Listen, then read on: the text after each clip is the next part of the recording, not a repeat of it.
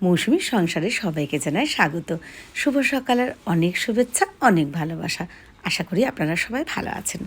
আপনারা এই ব্লগটা শুক্রবারের ব্লগ দেখছেন। ঋষির শুক্রবার সকালে পড়া থাকে না, বিকেলে পড়া থাকে, কিন্তু স্যার আজকে পড়াবেন সকাল বিকাল দুবেলায়। তো সকালে পড়তে যাবে, ওই জন্য আমি ঋষির জন্য টিফিন বানিয়ে নিচ্ছি। তো এই ময়দাটা না মাখাই ছিল ফ্রিজে, কদিন ধরে করা হয়নি, তা ভাবলাম কি আজকে এটা করে নিই। তো ঋষিকে আমি লুচিগুলো ভেজে দিচ্ছি, দেখুন কত সুন্দর ফুলছে লুচিগুলো। আর বেলাগুলো তো একদমই গোলগাল ঠিকঠাক হয়নি, তাড়াহুড়ার সময় মানে 10টার থেকে পড়া, তাহলে বুঝতেই পারছেন অনেক সকালে উঠেই বাসি কাজ সেরে নিয়েছি, তারপরে ওটাকে বের করে আবার গুছিয়েছি ময়দাটা। তো ভাবলাম আমি ওকে ভেজে দিই। আর হঠাৎ করেই না মেয়ে আসার বায়না। তো ওই যে এখনও এসে গেছে, প্রায় এটা 11:30 হবে।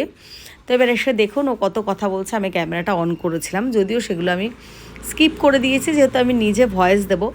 তো হঠাৎ করেও বায়না করলো যে মায়ের কাছে আসবে, আর আমার মাও বললো যে ঠিক আছে তাহলে যাচ্ছে যখন মাথাটা একটু শ্যাম্পু করে দিতে। তো বললাম ঠিক আছে। তো আমাদের এখানে তো 11:30 জল আসে, ও ঠান্ডা লেগে যায় যদি, আমি আর বাসি জল দিয়ে মানে সকালের জল দিয়ে করালাম না। জল এসে গেছে, এখন 12টা মতন বাজে। তো আগে না ওকে আমি স্নানটা করিয়ে দিলাম শ্যাম্পু দিয়ে, তারপরে আমি ঘর পুছে ফেলছি। আর এদিকে রান্না তো যেহেতু সকালে ও আসলে না, আমি কিছু না কিছু ওর জন্য আনি, মাছ মাংস বা বৌদিও দিয়ে পাঠায়। তো যেহেতু আজকে তাড়াতাড়িও এসেছে, বৌদিরও রান্নাবান্না গুছানো হয়নি, দিতে পারিনি। তো আমি বললাম কী করবো, এইবেলা দেখি যা হোক তাড়াতাড়ি ওর জন্য ব্যবস্থা করতে হবে। তো আমি এবার পুজো দিলাম স্নান টান করে। তো তারপরে আমি ওর মেয়ে বললো মা আমিও ফুল দেবো। আসলে এইগুলো শিখেছে আমাদের বাড়ির থেকে। আমার মার তো প্রচুর ঠাকুর এরকম সব গুছানো থাকে, তো মাঝে মাঝে ও মামার সাথে এগুলো করে। তা বললাম ঠিক আছে দাও। তারপরে এখন খাবার টেবিল গুছিয়ে নিচ্ছি। আরও কী করেছিলাম, ডিম দিয়ে আলু দিয়ে, আলু ডিম ভর্তা যেরকম বলে সেরকম, একটু টমেটো দিয়ে আর একটু গন্ধরাজ লেবু দিয়েছি, একটু করে ডাল করেছি। তবে না মেয়ে দেখি এখন ডাল খেতে চায় না, এই ভাতের সাথে বাটার দিয়ে মেখে তারপরে যাই দিই সেটাই খেয়ে নেয়। তো ওই বাটার খাবে, ওই জন্য সেদিনকে বাটারটা শেষ হয়ে গেছিলো। আজকে আবার নতুন একটা, আজকে না দুদিন আগে এনে ফ্রিজে রেখে দিয়েছিলাম। তো ওই জন্য এটা আর এঁটো টেটো করলাম না, তাড়াতাড়ি করে মেয়েকে আগে দিয়ে নিলাম ভাত দিয়ে। আর ঋষিও আছে বাড়িতে, তো ঋষিও খেতে বসবে, আমিও খেতে বসবো। দেখেছেন আমাদের দুদিকে দুটো কত বড় বড় জানালা, এই দিকেরটা বক্স জানলা, আর এই দিকেরটাতে এমনি। তো রোদ্দুর পড়ছিল বলে, যেহেতু পর্দা নেই একদম রাস্তার পাশে খেতেও বসবো, তাই জন্য একটু দিয়ে দিলাম লাল কাপড়টা, যাতে রোদটা একটু আড়াল থাকে, রাস্তা দিয়ে একদম দেখাও না যায়। ভাবি কিছু কাপড়ের টুকরো বা কিছু দিয়ে একটা বানাবো পর্দা, তো সে আর হয়ে ওঠে না, এইভাবেই চলছে।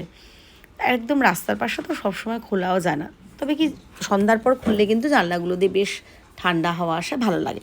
তো ঋষি ডাল দিয়ে মাখন, যেহেতু এমনিতে খেতে চায় না, ঘরে থাকলেও খায় না, যেহেতু দিদি এখন খাচ্ছে মাখন দিয়ে, ওই জন্য ওকেও একটু মাখন দিতে হবে। তাহলে ভালো তো খাও। তারপরে ডাল দিয়ে মাখন দিয়ে আর ও আলু ভর্তাটা দিয়ে খেলো।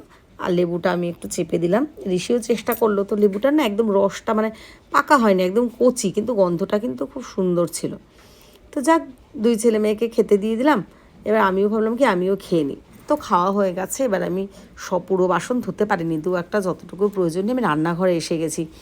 কারণ মেয়েকে না রাত্রিবেলা একটু মাংস রান্না করে দেবো, কারণ ও তো এবেলা দেখলেন এরকম খেলো, ভেবেছিলাম চলে যাবে। তো ভাবলাম মা থাকবি, বললো হ্যাঁ, তাই ভাবলাম থাক, মেয়েটাকে একটু মাংস রান্না করে দেবো না।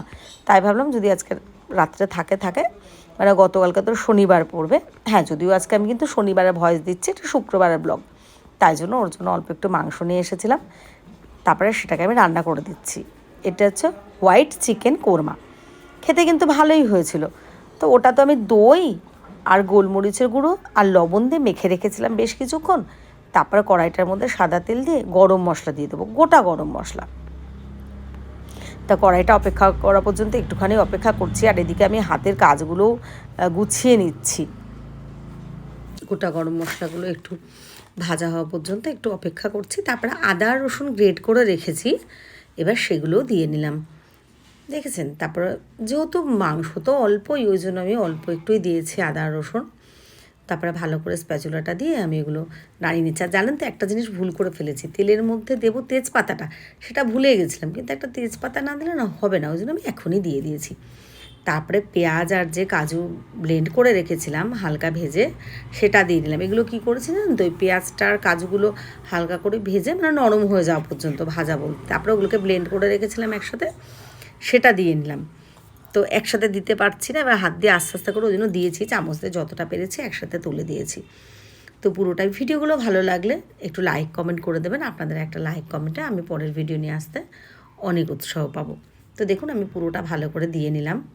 ব্লেন্ড আসলে আমি বাটিতে না আর ঢেলে রাখিনি, মিক্সির বাটিটার মধ্যেই ছিল, ওটার থেকে নিয়ে ভালো করে আমি দিয়ে দিচ্ছি। আর ওটা ধুয়ে অল্প একটু জল রেখে দেবো, পরে যখন মাংসটা এটা কষা হয়ে যাবে তো তেল ছেড়ে দেবে, তখন ওটা আমি অল্প একটু জলটা দিয়ে দেবো। দেখেছেন স্প্যাচুলাটা দিয়ে ভালো করে। আর যেহেতু এটা হোয়াইট চিকেন কোরমা, ওই জন্য কিন্তু এর মধ্যে কোনো হলুদ দেবো না, হলুদ দিলে তো হোয়াইট থাকবে না, কালারফুল হয়ে যাবে ওই জন্য। এবারে ভালো করে স্প্যাচুলাটা দিয়ে বেশ আমি মাখিয়ে নিচ্ছি। বেশ কিছুক্ষণ রাখার পরে না আস্তে আস্তে তেলটা ছেড়ে দেবে।